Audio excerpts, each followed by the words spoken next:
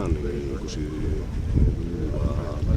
abiadura handiko ogorak, Beasain ekialdea eta Urriztia itxasondoko ogorak amaituta daude, eta Beasain mendebaldeko ogorak urtean amaieran amaituko dira. Hau erakusten du abiadura handiko ogorak martxa honean kontinuia zela, eta gure helburua da obra hauek 2016an amaitutak egotea, eta uste dute seguru gauz helburu hori lortuko dugu.